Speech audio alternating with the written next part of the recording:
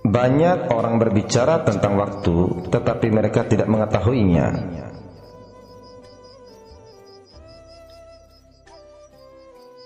Mereka menyangka waktu itu adalah rangkaian detik ke menit, menit ke jam, jam ke hari, hari ke minggu, minggu ke bulan, bulan ke tahun, tahun dan seterusnya.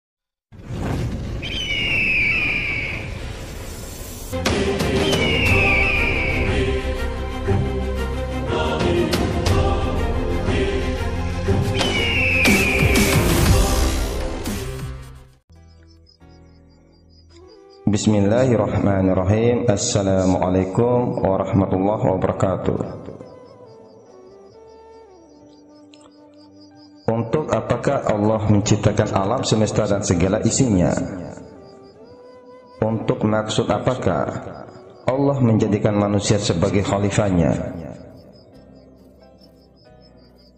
Dan untuk tujuan apakah Allah menurunkan kitabullah kepada para nabi dan rasul?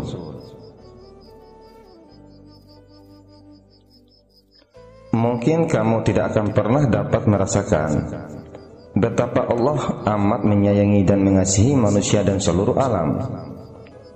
Jika kamu belum dapat menjawab pertanyaan itu,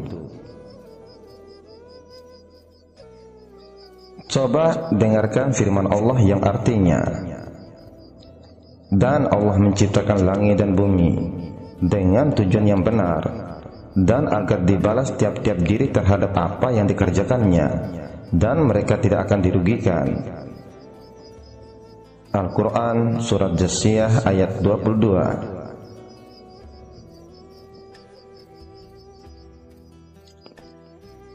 Itu artinya langit dan bumi itu diciptakan oleh Allah untuk suatu tujuan yang jelas dan benar, sehingga ayat tersebut sejatinya juga merupakan perintah agar manusia mengetahui apa maksud dan tujuan penciptaan langit dan bumi.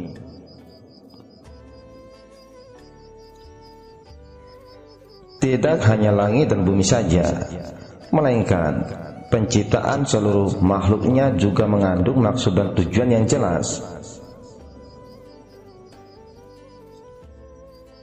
Maka kamu wajib mengetahui tujuan penciptaan segala sesuatu supaya kamu dapat mempergunakan waktu hidupmu dengan baik.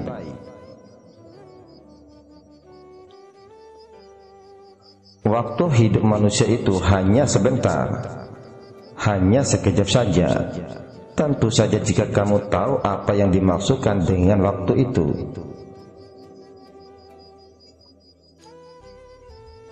Banyak orang berbicara tentang waktu, tetapi mereka tidak mengetahuinya.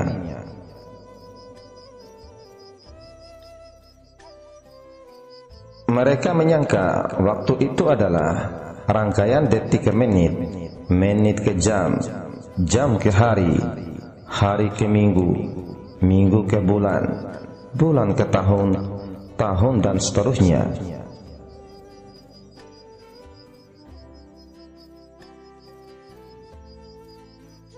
Pertanyaannya adalah,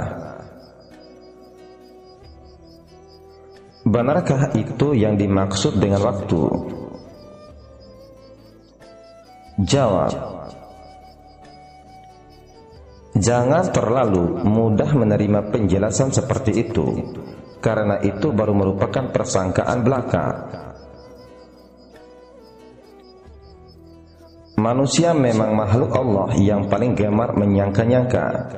Mereka mengira bahwa anugerah akal itu memang harus dipergunakan untuk membuat persangkaan itu.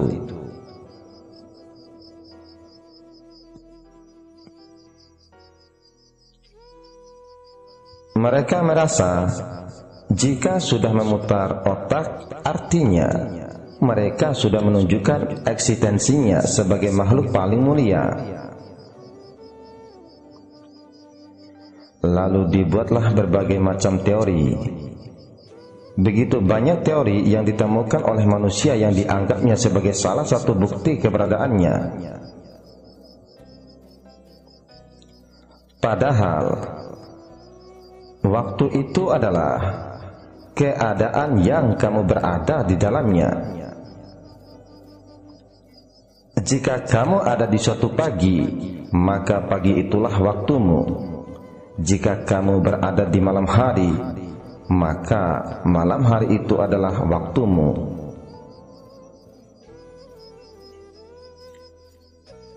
Jika kamu sedang bergembira, maka gembira itu adalah waktumu. Jika kamu sedang sedih, maka sedih itulah waktumu.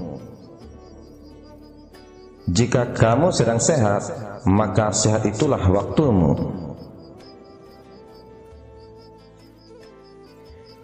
Jika kamu sedang sakit, maka sakit itulah waktumu.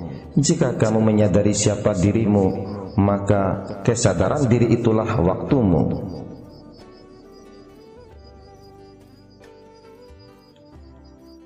Jika kamu dapat selalu menyadari siapa dirimu, maka kamu berada di ruang waktu yang amat sempit, atau bahkan kamu tidak memiliki waktu sama sekali.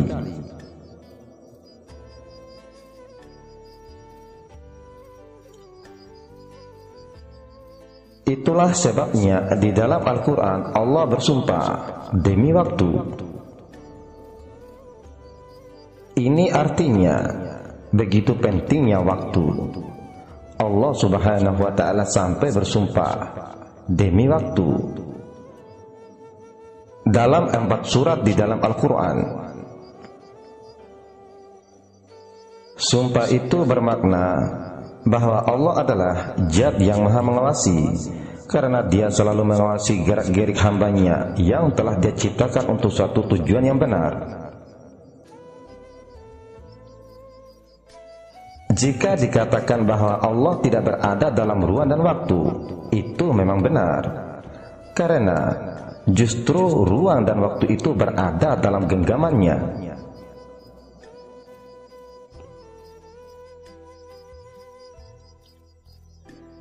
Kesadaranmu tentang siapa dirimu itu akan membawamu pada kesadaran bahwa kamu pun berada dalam pengawasan dan genggaman Allah, atau kamu berada dalam liputan Allah. Karena kamu selalu berada dalam pengawasan dan genggaman Allah, maka kewajiban utamamu adalah mengetahui semua tujuan Allah dalam segala sesuatu.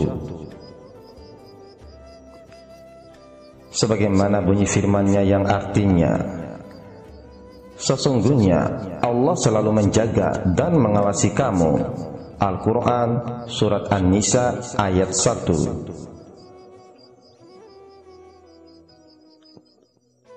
Pengawasan Allah itu sebenarnya bagian dari manajemen Allah untuk menjaga agar tujuan yang telah ditetapkan itu dapat tercapai.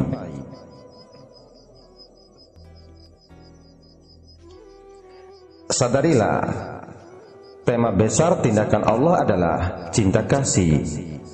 Ayat dalam kitabullah juga diawali dengan pernyataan cinta kasih yang diungkapkan dengan kata-kata Bismillahirrahmanirrahim.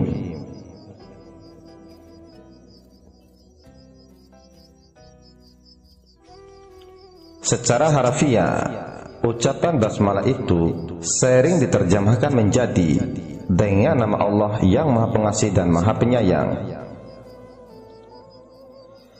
Terjemahan itu benar dari sisi pengalihan bahasa dari bahasa Arab ke bahasa Indonesia. Tetapi pengertian itu saja tidak cukup, karena jika hanya sekedar mengetahui artinya, maka seseorang tidak akan beranjak dari tempatnya berpijak sekarang. Dia tetap berada di dunia anak-anak, sehingga tidak mengherankan jika kita jumpai orang-orang dewasa yang bersikap kekanak-kanakan.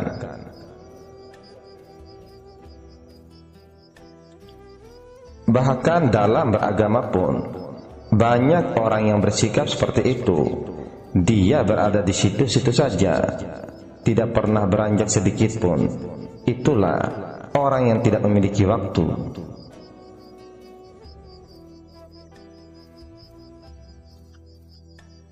Kalimat Bismillahirrahmanirrahim dipilih sebagai ayat pertama dalam kitabullah Al-Quran, sebagai rincian atas wahyu pertama yang turun kepada Nabi Muhammad SAW di Gua Hira.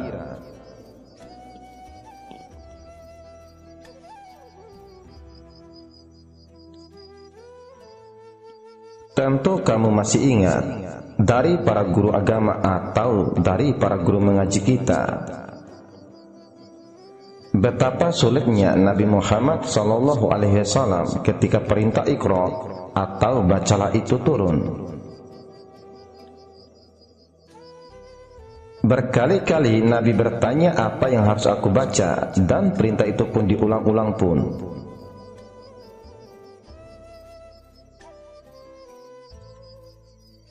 Memang yang tertulis dalam mushaf dan informasi yang kita peroleh, tanya jawab Iqra dan ma ana biqori, itu terjadi 3 kali. Sesungguhnya bukan 3 kali saja, melainkan berulang kali.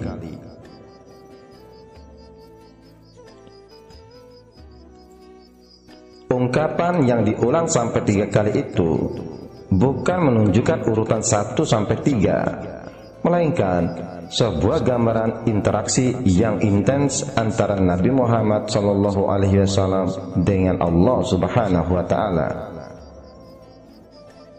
Setelah melalui proses interaksi yang intens dengan Allah itulah Nabi Muhammad SAW mendapatkan penjelasan agar segala sesuatu dimulai dengan selalu melibatkan Allah yang Maha Menciptakan.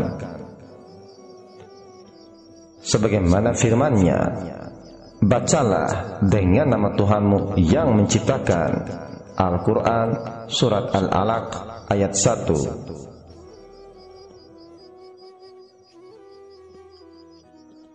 Perhatikanlah ayat itu dengan seksama dan renungkanlah.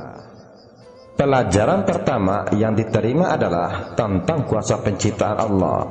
Tidak ada yang menciptakan sesuatu selain Allah.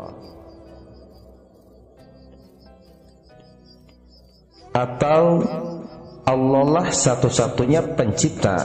Artinya, apa saja yang ada pada diri kita dan pada alam semesta diciptakan oleh Allah Subhanahu wa Ta'ala. Atau Allah lah satu-satunya pencipta. Artinya, apa saja yang ada pada diri kita dan pada alam semesta diciptakan oleh Allah Subhanahu wa Ta'ala.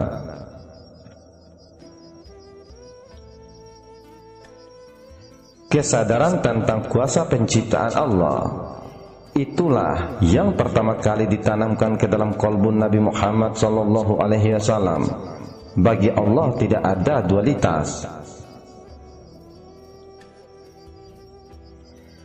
Tindakan Allah selalu satu dan dengan tujuan yang satu pula, yakni menebarkan cinta kasih.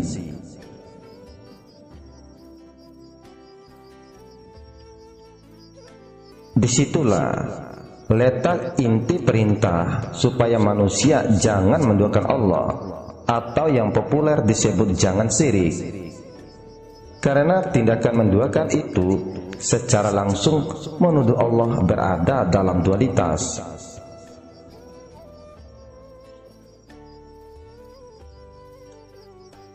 Meskipun Allah menyatakan seperti firman-Nya yang artinya,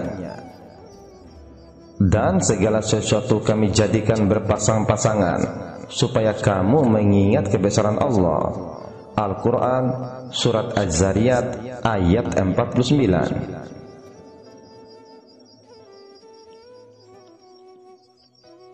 Itu sama sekali bukan berarti Allah berada dalam dualitas.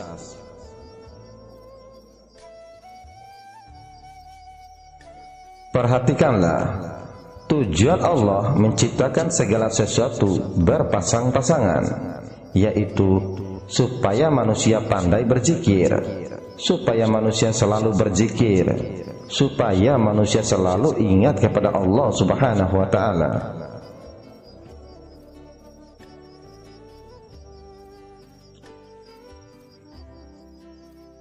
Jika mendapatkan kebaikan, maka kembalikanlah kebaikan itu kepada Allah, Maha Pemilik dan Maha Pelaku kebaikan.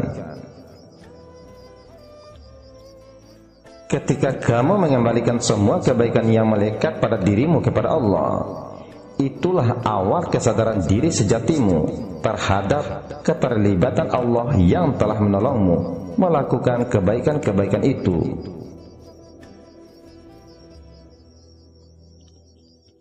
Kamu mulai menyadari bahwa segala sesuatu berasal dari Allah dan manusia diciptakan untuk menyadari kebaikan Allah, sehingga dirasakan manfaatnya oleh manusia dan alam semesta.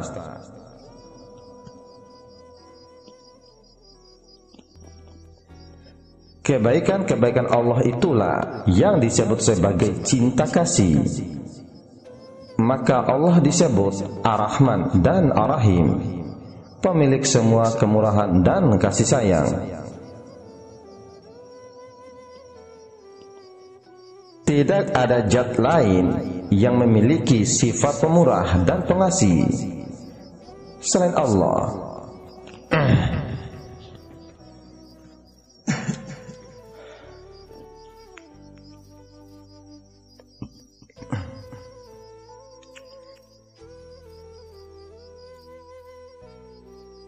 Tidak ada zat lain yang memiliki sifat pemurah dan pengasih selain Allah. Atau dengan kata lain, hanya Allah saja yang pemurah dan pengasih, sehingga Dia disebut Maha Pemurah dan Maha Pengasih.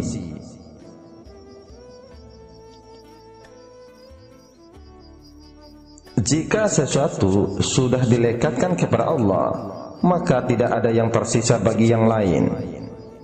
Ketika Allah menyatakan seperti firman-Nya yang artinya, bacalah dengan nama Tuhanmu yang menciptakan.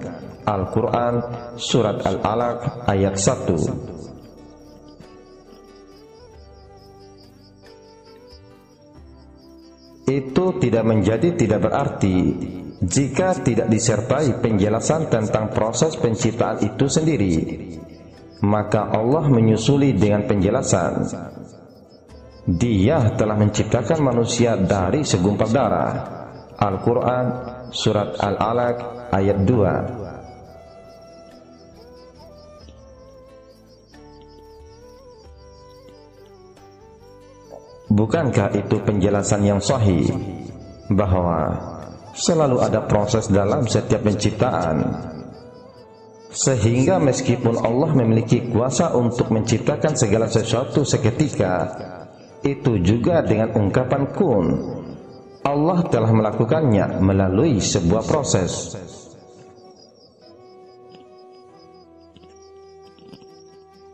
Dalam proses itulah terletak rahasia penciptaan yang kemudian berkembang menjadi ilmu pengetahuan modern sekarang ini.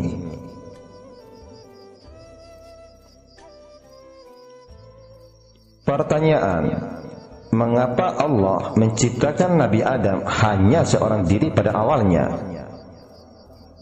Jawab: pertanyaan ini nyaris tidak pernah diungkapkan, karena kita sudah terlanjur menjadikan awal penciptaan Adam itu sebagai sebuah dogma, bukan sebuah pelajaran yang penting dan mahal. Manusia nyaris tidak pernah memikirkan, bukankah Allah mampu menciptakan 1000 Nabi Adam alaihissalam? Bahkan lebih, hanya dengan sekali kun saja jika Allah mau. Nyatanya, Allah hanya menciptakan seorang Nabi Adam saja. Ketahuilah, itulah proses pendidikan Allah kepada manusia bahwa segala sesuatu bermula dari nol. Manusia menyebutnya ketiadaan, lalu menjadi satu, dan setelah itu diikuti dengan yang lainnya sampai jumlah yang tidak berbatas.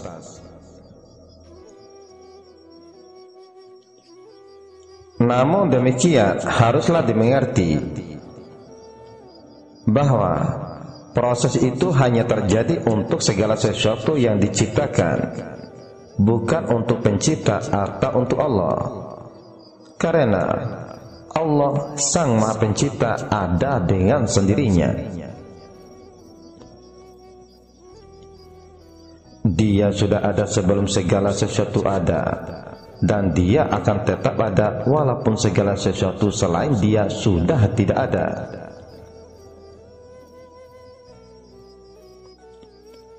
Atau dalam kalimat yang populer di dalam Al-Quran, Huwal awalu wal akhiru, Dialah yang awal dan Dialah yang akhir.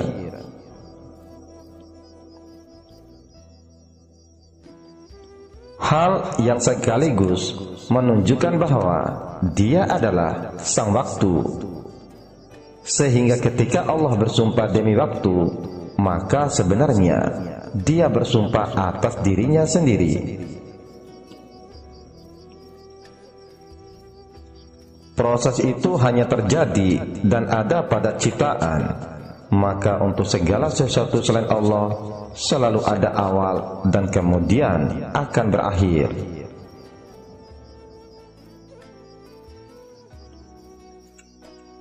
Di dalam lantunan syair puji-pujian, para sufi mengatakan, dulu aku tidak ada, sekarang aku ada, dan kelak aku kembali tidak ada, pulang ke rahmatullah.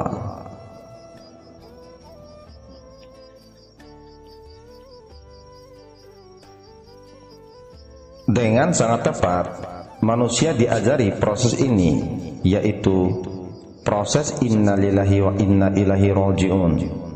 Dari Allah kembali ke Allah itu melalui proses. Jika prosesnya benar dan manusia melibatkan diri dalam proses itu, maka dia akan kembali kepada Allah. Namun demikian, jika prosesnya tidak benar, karena manusia tidak melibatkan diri dalam proses itu, maka dia tidak akan kembali kepada Allah. Dia akan kembali entah kepada siapa.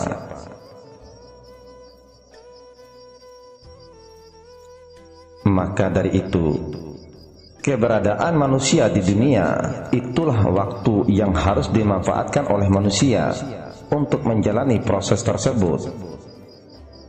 Karena kembali kepada Allah itu bukan sesuatu yang otomatis. Memang banyak orang yang menganggap bahwa jika seseorang itu mati, maka dia pasti kembali kepada Allah. Pertanyaannya adalah, bagaimana dia akan kembali kepada Allah jika sebelumnya dia tidak mengetahui jalan menuju Allah? Bagaimana dia dapat kembali kepada Allah jika dia tidak tahu jalan Allah? Bagaimana dia dapat kembali kepada Allah jika dia tidak tahu di manakah tempat Allah?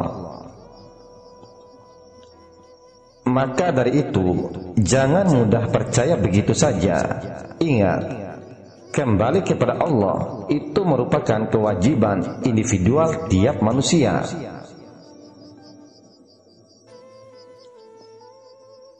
Kamu tidak dapat mengharapkan pertolongan dari siapapun. Kamu harus menjalin komunikasi dengan Allah secara intens selagi kamu masih berada di dunia. Carilah jalan Allah, kemudian telusurilah jalan yang akan mengantarmu sampai kepada Allah yang sejati.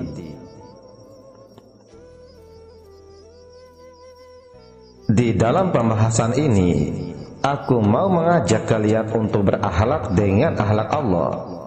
Sebab setelah kalian menemukan jalan Allah, maka tugasmu berikutnya adalah berjalan di jalan Allah.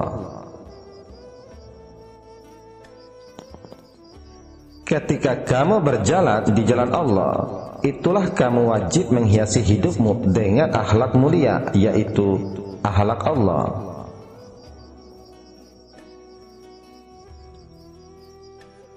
Hal yang harus menjadi perhatianmu pertama-tama adalah mengetahui tujuan penciptaan Allah atas segala sesuatu dan bagaimana semua itu tercipta. Artinya, kamu tidak hanya sembarang berbuat sesuatu yang menurut kamu baik, tetapi kamu harus melakukan sesuatu karena Allah menyukainya. Jadi, kamu harus mengerti lebih dahulu apa yang paling disukai oleh Allah.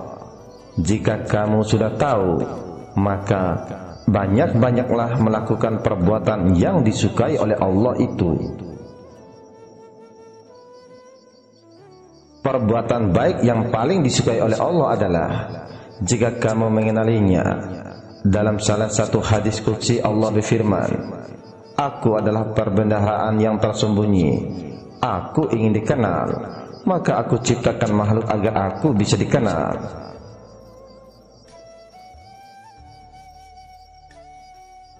Kemudian di dalam Al-Quran Allah berfirman, "Dan aku tidak menciptakan jin dan manusia kecuali untuk mengabdi kepadaku." Al-Quran Surat Az-Zariyat ayat 56.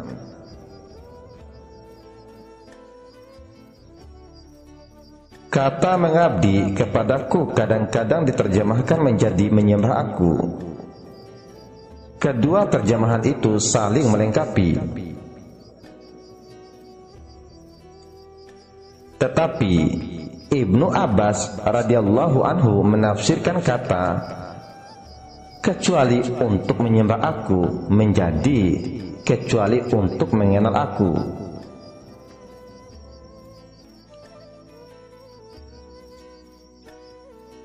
Penafsiran Ibnu Abbas radhiyallahu anhu itu sejalan dengan bunyi hadis qudsi yang menceritakan keinginan Allah untuk dikenal. Hal tersebut sekaligus merupakan perintah kepada manusia untuk mengenal Allah atau untuk bermakrifat kepada Allah Subhanahu wa taala.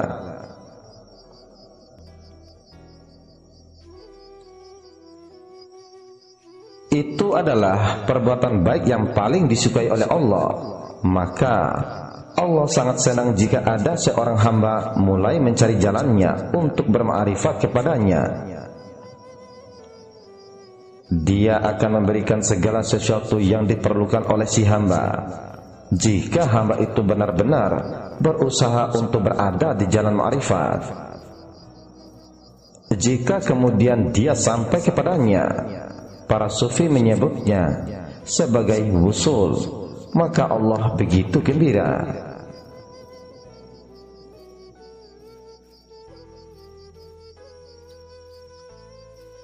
Kegembiraan Allah itu digambarkan dalam hadis Nabi, melebihi gembiranya pemilik onta yang pagi-pagi menemukan ontanya yang hilang di suatu tanah yang luas. Allah lebih gembira dari itu. Artinya, jika kamu ingin mendapatkan kegembiraan, maka kamu harus membuat Allah gembira, yakni kembali kepadanya menyusuri jalan Allah, yaitu ma'rifatullah.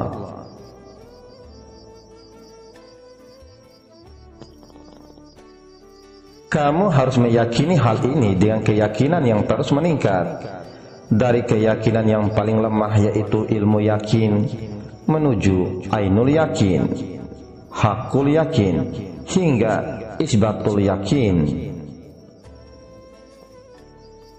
Jangan hanya meyakini berdasarkan ilmu saja, karena itu barulah merupakan awal. Kamu harus mendapatkan keyakinan yang lebih tinggi dengan menyaksikannya, sehingga kamu mendapatkan keyakinan yang benar atau hak.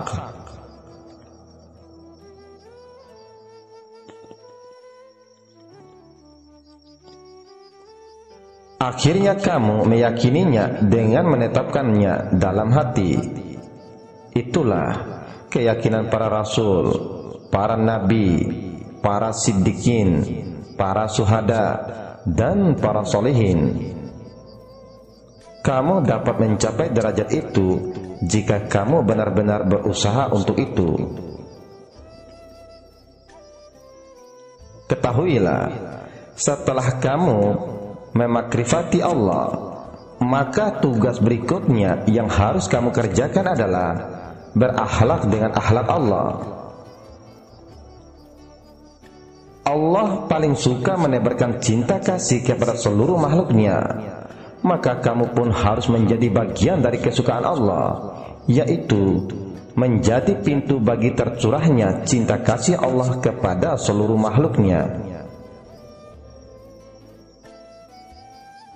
Dalam kaitan inilah Rasulullah SAW menyatakan, manusia yang paling baik adalah dia yang paling banyak memberikan manfaat kepada manusia. Nabi Muhammad SAW mendorong manusia untuk menjauhkan diri dari sifat egois, alias mementingkan diri sendiri. Sebaliknya, beliau ingin agar setiap manusia menjadikan dirinya sebagai pusat kebaikan.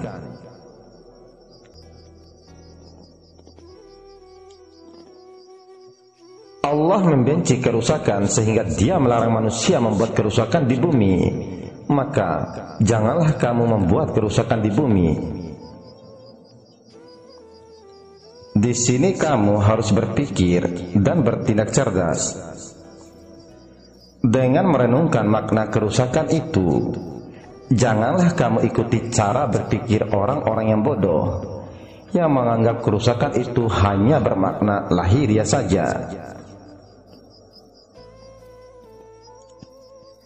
Tetapi yang dimaksudkan dengan kerusakan di sini terutama adalah kerusakan akhlak dan kerusakan iman. Karena jika iman dan akhlak rusak, maka rusaklah segala-galanya.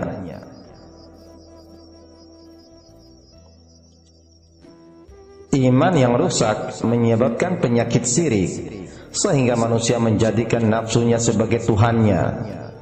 Apa yang menurut nafsunya baik, maka itulah yang dikerjakannya. Padahal nafsu umumnya cenderung pada keburukan. Maka jika nafsu selalu diperturutkan, yang terjadi kemudian adalah kerusakan akhlak. Keadaan seperti itu pernah terjadi di Jazirah Arab masa lalu, pada era yang disebut era Jahiliyah. Ketika itu masyarakat Arab, khususnya di wilayah Mekah, sedang dilanda krisis akhlak multidimensi, sehingga orang-orang tidak lagi menghargai nilai-nilai kemanusiaan. Walaupun Mekah pada masa itu sedang menjadi pusat perdagangan internasional, kerusakan akhlak masyarakatnya terus terjadi. Orang tua tega membunuh bayi perempuan. Manusia menyembah berhala yang dia bikin sendiri. Itulah yang disaksikan setiap hari oleh Nabi Muhammad SAW. Maka jika kamu menyaksikan keadaan seperti itu di sekelilingmu, bertindaklah seperti Nabi Muhammad SAW, yaitu melakukan uzlah, menjauh dari orang-orang yang bodoh itu, bukan dengan pergi ke gunung atau menyepi di gua, melainkan dengan membuat jarak yang jelas dengan orang-orang bodoh itu.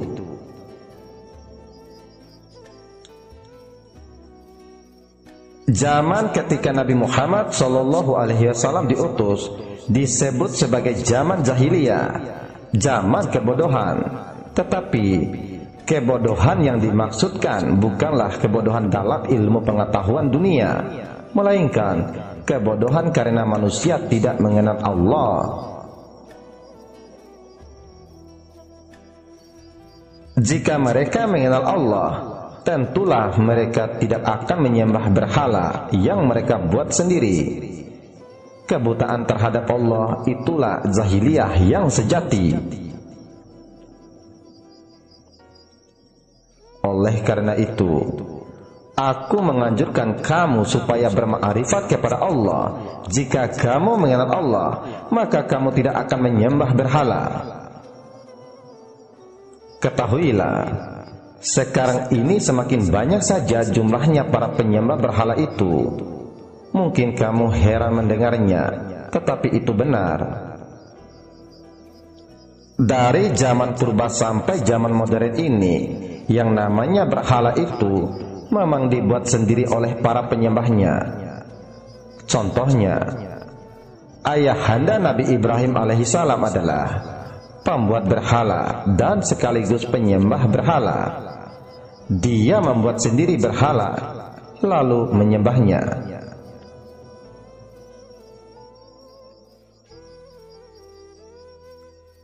Sekarang pun pembuat-pembuat berhala itu makin banyak. Bedanya, jika di zaman dahulu berhala-berhala itu berwujud, maka berhala-berhala sekarang ini ada yang berwujud dan ada yang tidak berwujud. Berhala yang berwujud yaitu tamak akan harta dan tunduk pada kekuasaan, cintakan dunia, selalu merasa diri bisa berbuat ini dan berbuat itu, merasa dirinya alim, merasa dirinya taat beribadah, merasa dirinya telah banyak berbuat baik, dan lain-lain. Dan dia lupa akan Tuhannya yang menciptakannya. Sedangkan berhala yang tidak berwujud adalah selalu tunduk dan patuh pada hawa nafsunya, tunduk pada keinginan-keinginan yang mendorong dirinya jauh dari rahmat Allah Subhanahu wa ta'ala.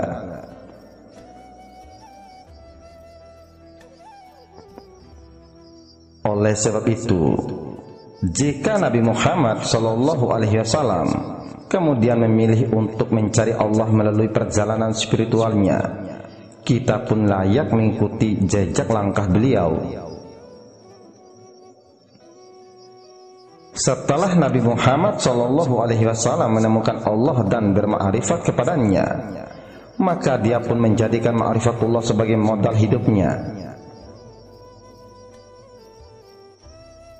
Jika benar kita adalah pengikut setia beliau, harus menjadikan ma'rifatullah sebagai modal hidup kita. Dengan bermodalkan ma'rifatullah, Nabi Muhammad SAW kemudian menjadikan cinta sebagai dasar hidup. Tidak mengherankan jika Nabi Muhammad SAW menjadi panutan dan teladan utama yang harus diteladani oleh para pengikutnya. Beliau digambarkan oleh Aisyah radhiyallahu anhu berakhlak dengan Al-Quran. Artinya, Al-Quran menjadi perilaku beliau dalam menjalani hidup. Al-Quran tidak semata-mata dijadikan bacaan, melainkan beliau jadikan panduan menempuh perjalanan rohani menyusuri jalan Allah. Sehingga patutlah kita yakini bahwa beliau memiliki ma'rifat yang paling sempurna di antara manusia. Kesempurnaan ma'rifat beliau tergambar dalam perilaku hidupnya yang penuh cinta kasih kepada semua makhluk Allah. Maka dari itu, tidakkah kamu ingin menteladani sifat Nabi Muhammad SAW? Jika jawabanmu mau meneladaninya, maka sibuklah menebarkan cinta kasih kepada makhluk Allah sepanjang hidupmu.